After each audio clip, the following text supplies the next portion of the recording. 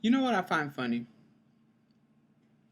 is how easy it is for people to see a double standard or discrimination or unfairness when that double standard or discrimination or unfairness is against them.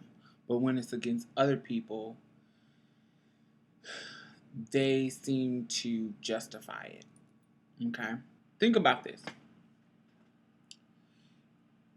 If something happens to a human where their genitalia is cut off, they still can live their lives. They still will live.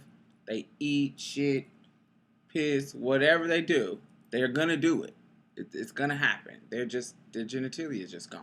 Now they won't have the best of sex life, but they will still live. They can live. They won't perish. But if you take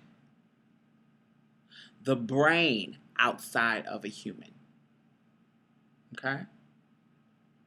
If you take the brain outside of a human, they will die. Yeah, they will stop moving. They will stop doing everything because the brain controls everything. So I had to ask myself if that's the truth. That's the fact. That's the facts of the matter. So if that is the truth, why is it people judge how we live based on our genitalia if it does that one section of our body? They base how we should live on that one section of our body when that is not the most important section of our body. Our brain is. So if I tell you that my brain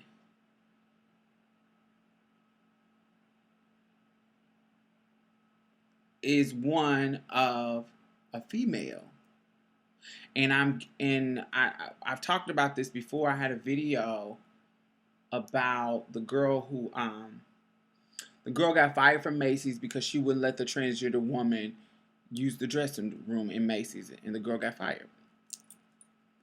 Um, in that video, even though it was inspired by that story, I was talking about how there is scientific proof now. It's been going on for 10 years that proves that we are born transgender, that our brain doesn't match our this self, and it's not a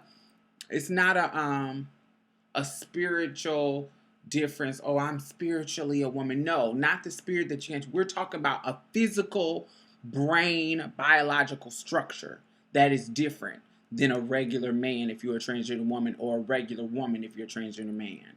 There is something different in us physically, genetically, down to chromosomes, that is different, that makes our brain go this way and our body go this way.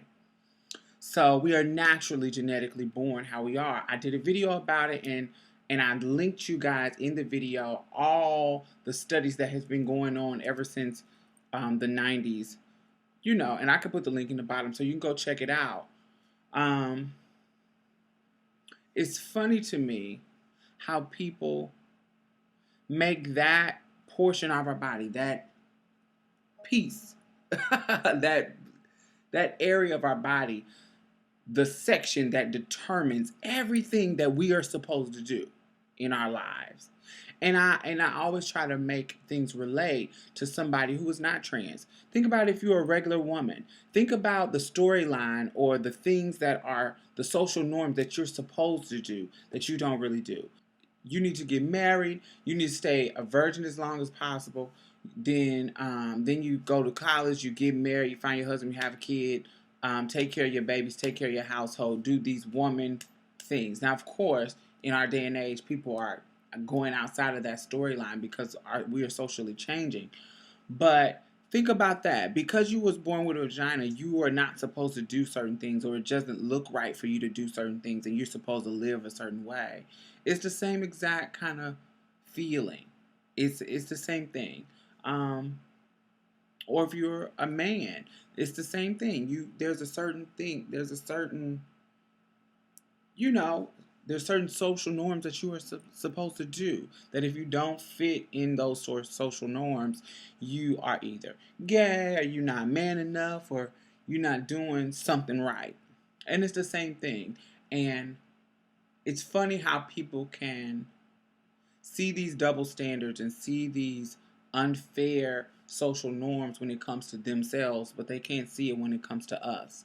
And a lot of times people are not really, because they don't have the gender issue, because they don't have the gender issue, they're not checking for our problems. They're not checking for the research that's proven what we are. How a black person can immediately see racial stereotypes and racial issues and discrimination, but when it comes to sexual orientation, they can't see, or they justify it. Another flip side, let's talk about within the community. Transgender women who have gotten sex change or who want sex changes, they say things and do things to make it seem like it's not okay to be transgender. Just like the heterosexual community. Oh, if you don't get to the end, if you don't get a sex change, then you're less than a woman, or you're less than da da da da, or you're less. I'm the real, because I'm going this far in my transition. If you're not this far as me, then you're not. And so they indirectly make it seem like it's not okay to be transgender, even though genetically we were born in the middle. We weren't born, no, we're not like men. No, we're not like biological women. We were genetically placed in the middle for a reason. For a reason. You may not want that, but that's just the fact of the matter.